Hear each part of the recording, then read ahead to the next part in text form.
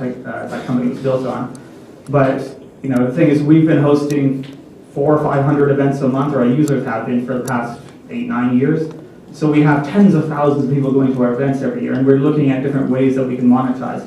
But if you look at events companies and whatnot, the largest ones make $3 million a year. So there's really nothing in that space yet, and it looks interesting. We'll see. There's a very controversial element to PlentyOfFish, which you've actually played up in advertisements in the past. Remember in New York, the advertisement, we delete people who are not fit to date. eHarmony deletes people who are crazy or don't, basically if people contradict themselves in the survey, they assume they're either not interested really or crazy and remove them from the database. So, but what's your philosophy on what kind of percentage of people do you delete in the end, and what are the criteria for that? Well, it's more we're trying to keep the database clean, so I don't even know what the percentages would be, but we just try and make sure that only the people we want on the site stay on the site. So if you sign up and say that you're married, for instance, we won't let you onto the site. If you start talking about how you're married while using the site, we'll also kick you off. So there's a whole bunch of things we look for. We want people to come to the site to be seeking relationships, and that is what we try and build the site around. How's the advertising going for the iDating companies? Is that something that is about more? Is it more than 10% of your revenues? Would you say? I suppose it's more than 10%. There have always been a lot of companies that advertise, but it's certainly not the biggest ones that advertise because everyone's already on Match.com, eHarmony, and whatnot. So it's more the smaller and niche players. And again, we only really allow advertising on the desktop, and then most of that, the 10 or 20% of our traffic that has ads on it is going to, well, half of it is going to Google Ad Exchange, and then I think there's maybe 10 or 20% of that is going to other dating sites. So really niche, smaller. Now I hate to call eHarmony niche, but you did actually have a competitor somewhat of eHarmony and eVow. So how did that play out in the end, and what's your strategy moving forward? Well, eVow's still there. It makes a lot of money every year, and it's getting bigger. So the whole serious segment, if you look at Hitwise, you look at any of the other tracking like ComScore, what you'll see is that they were 20, 30, 40% of traffic, of the dating category 4 or 5 years ago, but they are no longer. It's I think 2 or 3% of the category now. And what we've noticed is there's been a huge shift in the market where it's gone from being about the destination to being more about the journey.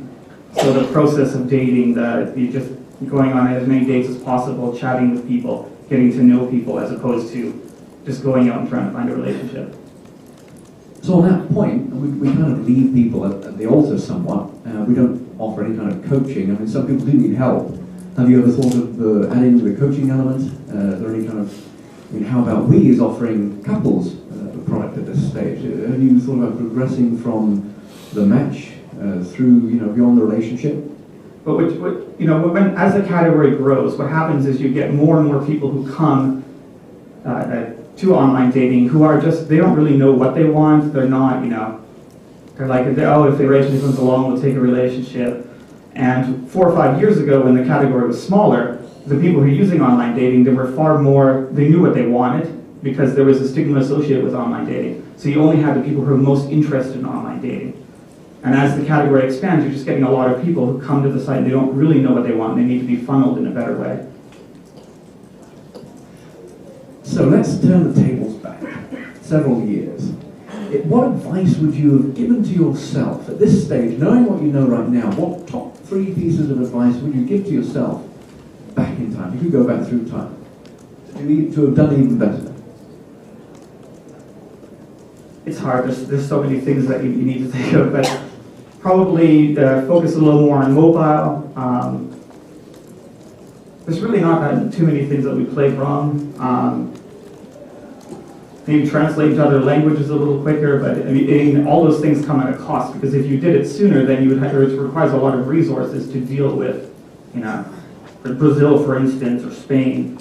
So part of what makes a site grow, or part of what makes these sites big, is the fact that people like me have a focus on getting 1 or 2 things right.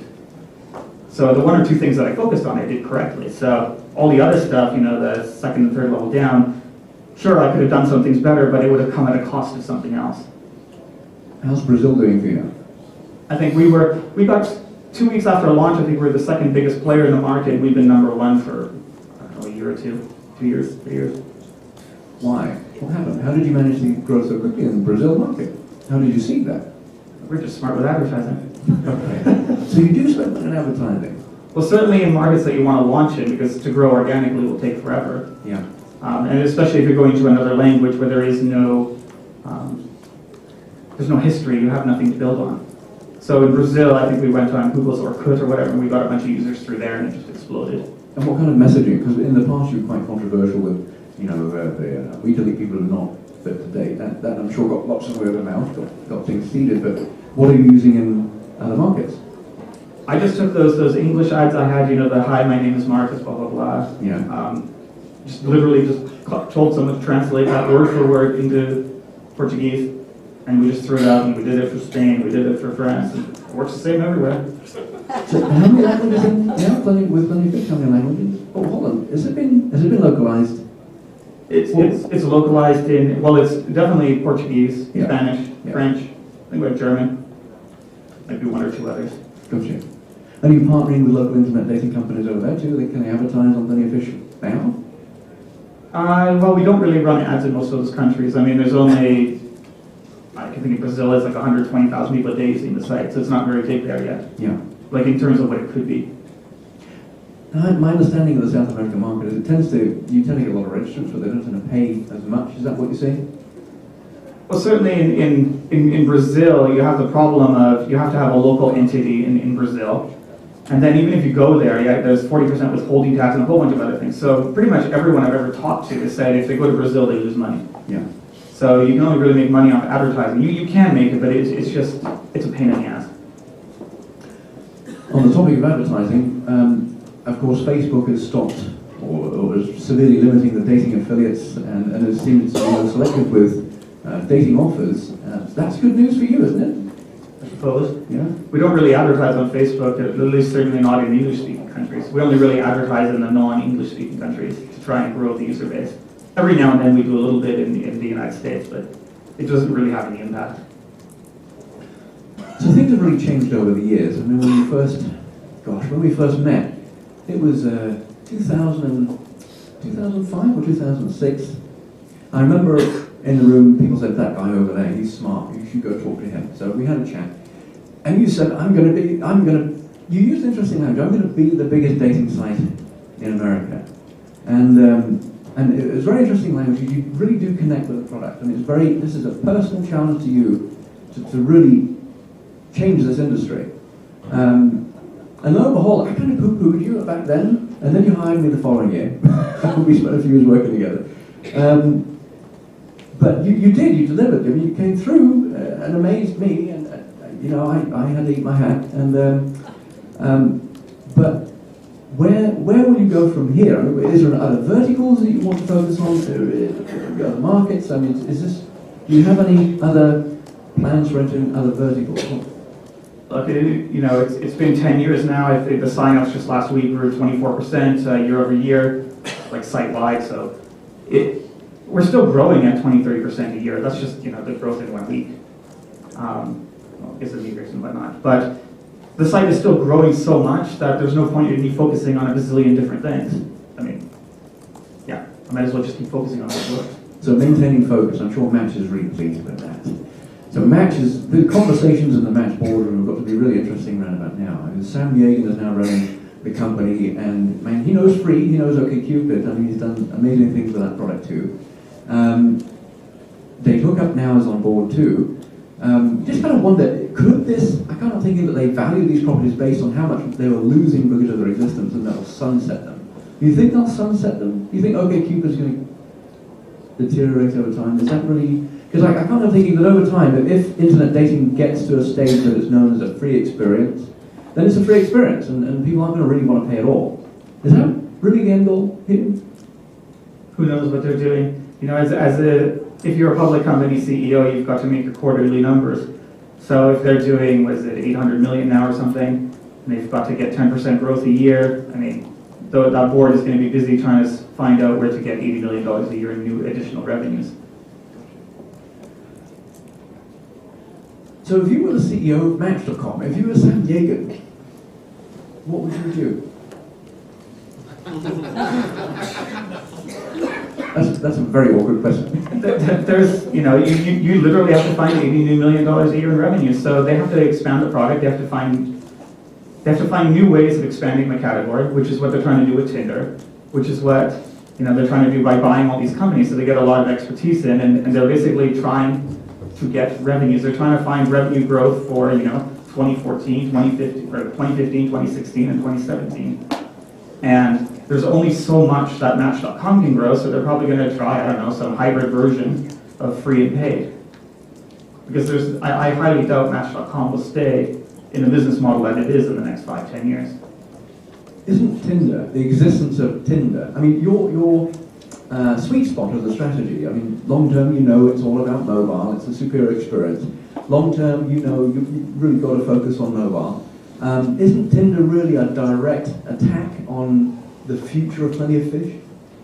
With sign-ups growing so quickly, it certainly has not manifested itself. I mean, there's always a possibility that it could, but I view it as expanding the category. They're bringing in a lot of new people who have never used online dating, and those people will, Tinder is very hookup-y, right? And there's still, the people who want to date and the people who want to hook up is two different categories. And if you look at Hot or Not, I mean, it was the best thing since sliced bread when it first came out, and it took 2 or 3 or 4 years for that to die off and get replaced. So I think we'll see a similar trend here. It's just the first of many, and we have Meet Me on the apps, as do many others, and we have similar massive amounts of usage on those features. So it's not like they're doing something that's totally unique. They took a feature that was in every dating site and made it a standalone app. You've talked to a few folks here, and you've really plugged into the market, of course. Are there any particular apps, are there any particular mobile apps that are particularly impressive to see? I don't think there's really not much out there. I mean, look in iTunes, look in Android, and look at the top apps in the store. There's really not much there. I mean, I think if you can pull together 20 of them, I'd be surprised. That have any traffic or any kind of product behind them. So what's your focus on for M&A? What are you looking to spend the $30-40 million on? What's the strategic focus for this money for the next year? Well, I think it would be in mobile. That the problem is when we look around the landscape, there isn't really much there in mobile right now. I mean, certainly it's possible that there's something will come along in the next few months, but it's unlikely. It's you look at dating, you have Tinder in 2013. Before that, you have to go to Zoosk in 2007, then Us in 2003, and then eHarmony in 2001, 2000, whenever it was, and then Match before that. So there's really evolution in this industry is very, very slow. And the biggest thing to come along was the version, Tinder's swiping feature, Meet Me features, that was 5-6 years ago. So even feature development is very slow, as is new concept. Would you consider early stage investment? I think not at this point. We set aside some money, as a hedge to see, maybe this thing takes off and not. So it's as a case-by-case basis. Gotcha. But, for dating, it's very little to do about the product. It's all about the marketing at an early stage. And then as time goes on, even then the product doesn't matter. It's mostly the algorithms that matter. So some years ago, I think what happened is if you looked at eHarmony, you could see that they were charging $50 a month and Plenty of Fish was free.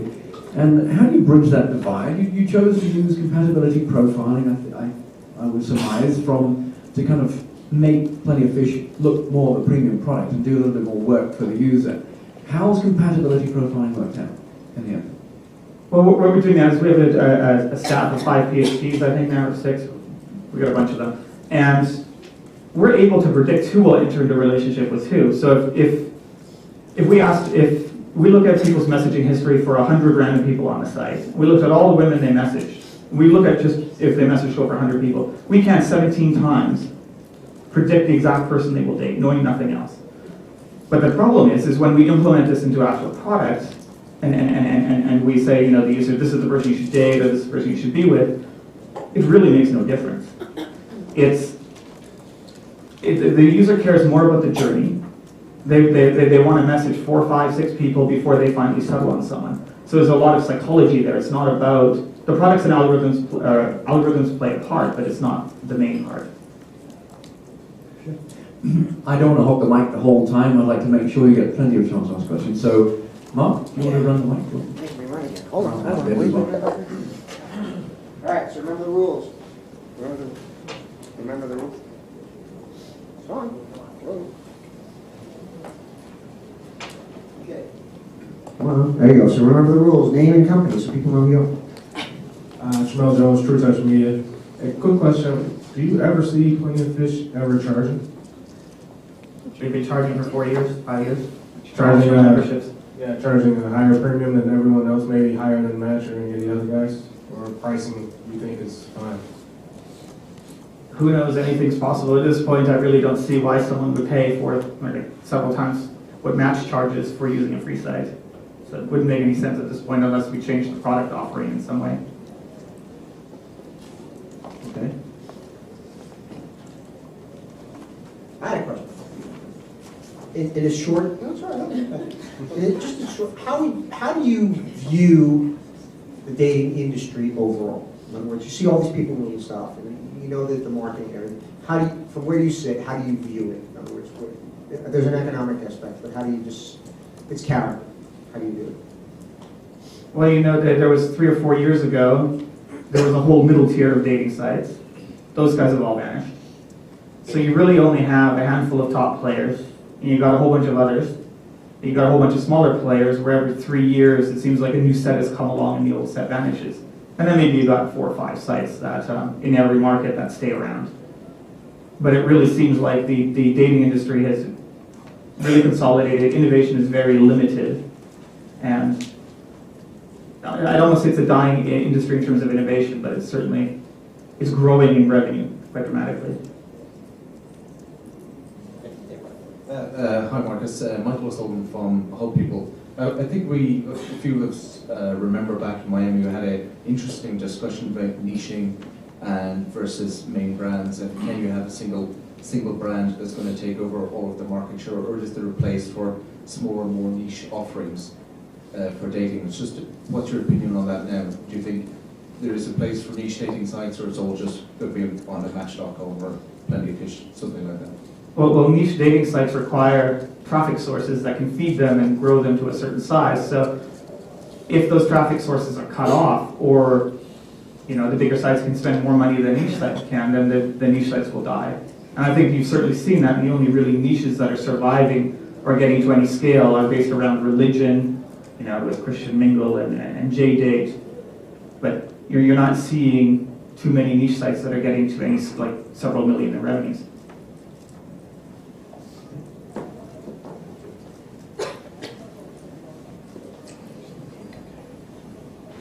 Philippe Boudboul, BeMyGuest.com. I would like to ask you a question. You mentioned about international, and I know now you are in a lot of countries.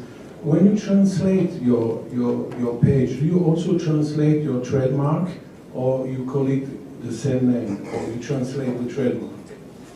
For all international, we're POF. Okay, thank you.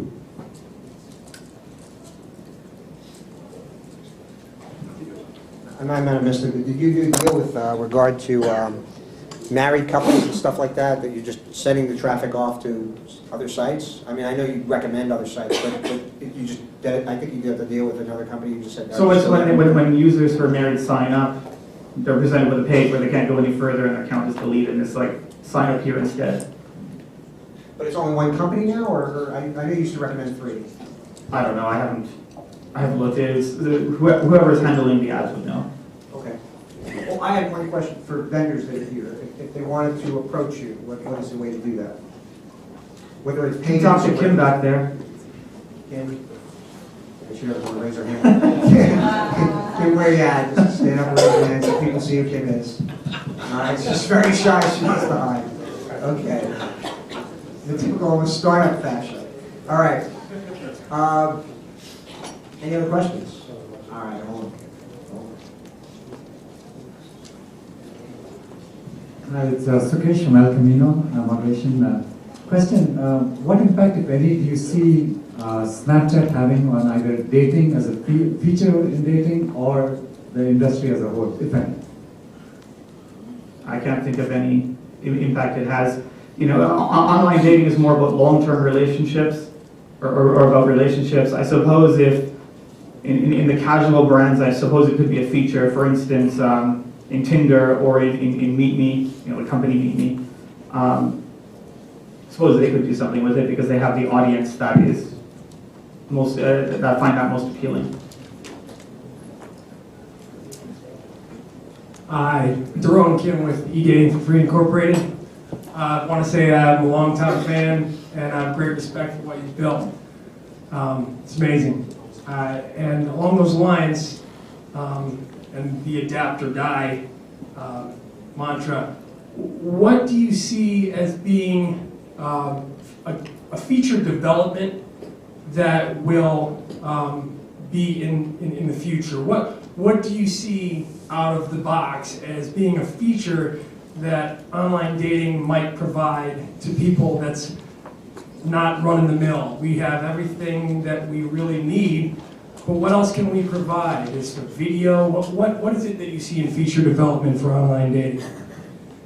Well, so you know, the only thing I could really think of is Google Glass will come along, so that will provide interesting possibilities. It's really the devices that will enable new features. For the web-based products, and even mobile now is getting semi-mature. For a new feature to get large usage, it means that another large feature in your current product offering has to drop off the map. So either it has to replace messaging, it has to replace search, profile views, or in most cases it's replaced how people like showing my matches or Tinder where it's swiping through images. Like it has to replace some core feature with something else. Because users are not going to use, you know, the app in 100 different ways. It's the common user path that 80 or 90% of users use is one way through the app or through the website. While I'm walking here, what dating site, if any, competitor, whatever, impresses you the most? That's not you. It's hard to say. There's different ones in different countries. Certainly, I guess what Oasis has done in Australia, that's impressive. Because there's no other real free dating site that has managed to achieve any kind of scale anywhere else. Jeff Reichert, Eclipse of Secure Video. Okay, so you've had it your way. Tremendous growth, 24% compared to your market, new revenue streams, but you say that the thing that scares, or the thing that is frightening, is the lack of new innovation. All right? Key players now control the majority of the markets. The underlings are quiet. So what's your biggest fear as it relates to this marketplace? What's the one thing, what are the two threats? What are the two things that yeah, it's nice, but what's in the back of your head of your concerns? So there are no real external threats. Only the threat to the business is really internal. So you're not developing products quickly enough. You're not focusing on the algorithms to expand the market, because it's all about how the site works and how many users it draws in and how much virality that generates. So if another site can come along and generate virality better than you can, then you have problems. If a site is just trying to grow based on marketing, I mean, they come and go. Like we've seen that over and over. They just don't go anywhere.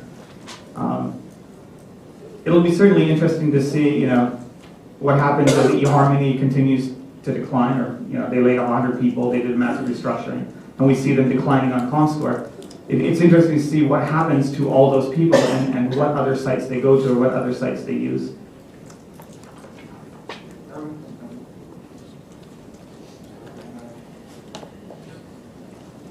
I want new faces too. Name and company. Katie Chen with Two Asian Matchmakers. Just want to see what you think about online dating and how it might merge with personal matchmaking, or do you see the two as a conflict of interest? I mean, it's interesting. You have matchmakers. They seem to be really big in certain cities. completely non-existent in others, and different cultures or countries, it's different.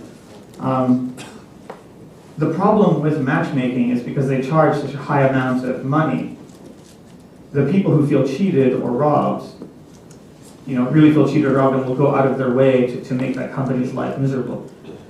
So I don't see online dating and matchmaking merging, but it could be a way to source leads from those sites. But I don't know, it's a very people-intensive business. It's very driven by the personality of a local matchmaker or to someone that you're talking to. In which direction do you see it sourcing leads? In other words, you're sourcing leads to the matchmakers, or matchmakers are sourcing leads to you? Well, matchmakers sourcing leads to us wouldn't make much sense. There's not enough volume there. Carmelia Ray. I can actually speak to the sourcing side because I've worked with matchmakers that have used PlentyOfFish as a way to source leads, and they're generating a lot of revenue for that at a high conversion rate. So to speak to that, as matchmakers, we often do recommend some of our, and date coaches really, we recommend our clients to use online dating, yet PlentyOfFish still has a reputation, at least for the people that I've spoken to, as a hookup site and not very positive. What I'd like to know and offer, because I know of people who've been successful, can you share, or I don't really see a lot of sharing, PlentyOfFish sharing the number of marriages, the number of relationships. You seem to have a lot of data for that. Is there a place or source where people can go to, or matchmakers can go to say, we've married X number of people or whatnot? I suppose we could do, those require doing a big study. You spend hundreds of thousands of dollars on a study, and then then you have to be careful how you word everything because you get sued, blah, blah, blah. So we don't put out too many stats there, but basically what happens is when someone signs up to PlentyOfFish and they sign up saying they don't want a relationship, and then someone signs up and says they want to get married, if you sign up and I don't want a relationship, you're not going to see anyone who wants to not have a relationship. So what happens is the success rates for those people are 15 to 20 times lower, less dates than people said they want a long-term relationship. And what happens is a bunch of your friends sign up in that area, they think that that's all the site is about. So yeah, because when you sign up and you do searches, you never see the entire user base. You just see the user base that is in the section that you signed up in.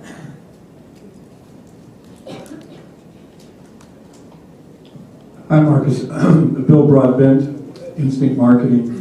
What do you see, do you see any killer app concept from the mobile side to, I will call it post-dating, is that, people are going to get together and are going to date, and, from an open table concept or anything that you see facilitating, hey, we're together, ways to meet, do you see anything like that as a future for monetization from your standpoint? I mean, where does the mobile really start to, where do you make money besides ads? Are there other things you can do?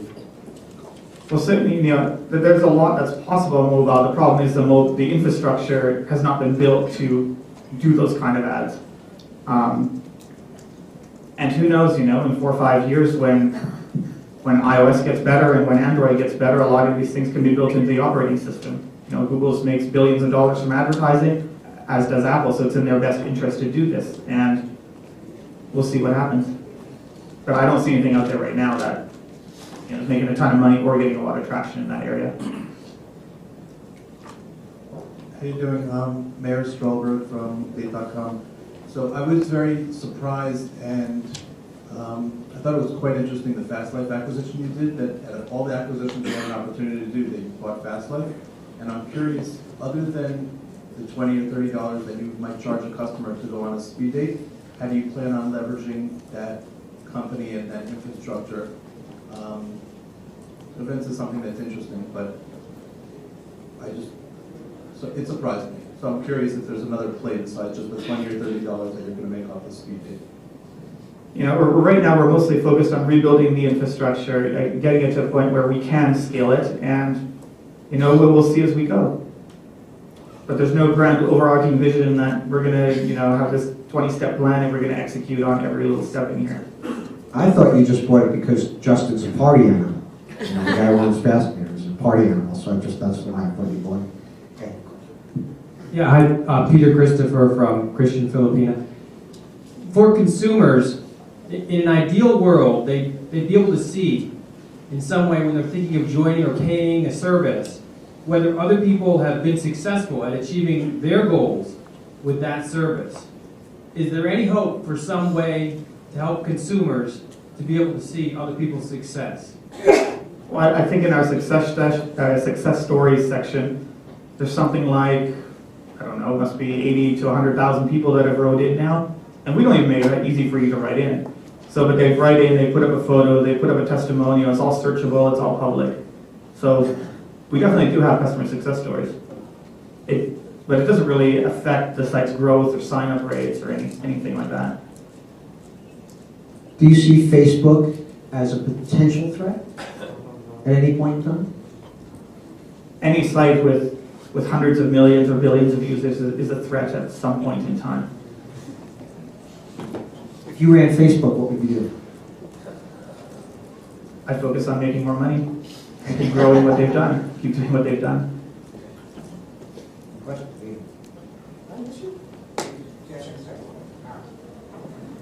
Second again to Camino. Question relates to Google Glasses. What it potentially could allow is the collision of the real world with the online world and potentially across different sites.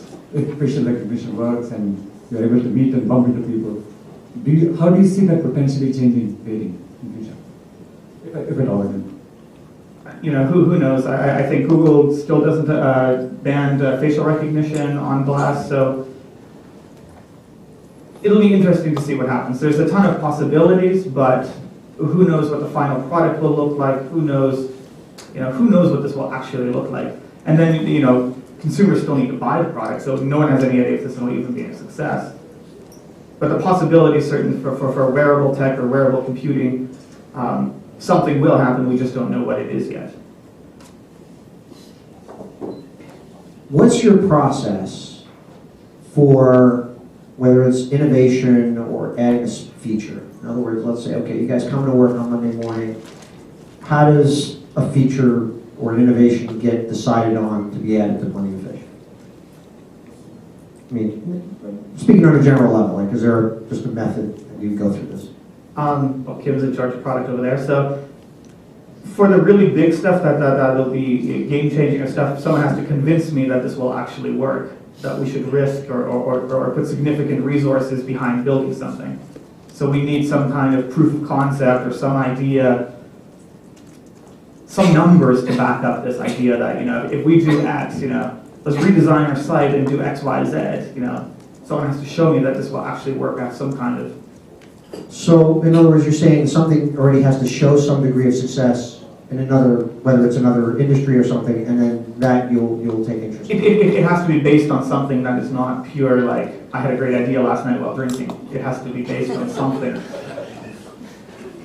Okay. But do you feel that limits your innovation to a certain degree? Because you're, something that hasn't been proven, you're saying, okay, we're cutting off.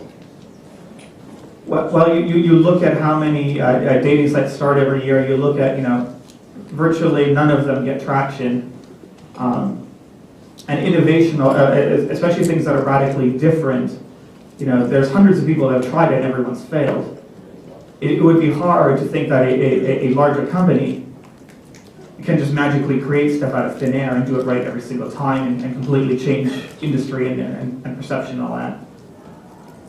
So if someone gets something right, because dating is a slow-growing industry, like if someone figures something out, everyone else just clones it within 2 or 3 months. Hi, my name is Christina Lynn, and I'm a professional matchmaker. And I'm wondering what your thoughts are about eHarmony's E+ program that they just launched, and if you have any intentions to offer a professional matchmaking upgrade. You know, it's interesting. Match tried this, what was it, 2002, 2003? I had 4. Match hired 4 matchmakers in Dallas. Jim Safka was there. It's 2000. No, it was early. It was 2003 or 4. I can't remember. anyway, so they hired matchmaking and that kind of failed. eHarmony's looking for new revenues. I mean, if it works out for them, great. Match will copy it. but we'll see. Our focus right now is not on matchmaking or personalized matchmaking. Did you see The Secret of Ultimacy? No. Because you've done some placements before. Videos, right? Not on television, no. Not on television. Would you? I don't think it doesn't make a difference one way or the other. Well, the videos are great. You have any more plans to do any more placements and videos? Is that? No, I mean, once you reach a certain size, your rate of growth is determined by the amount of virality you generate, not by the amount of PR that you get.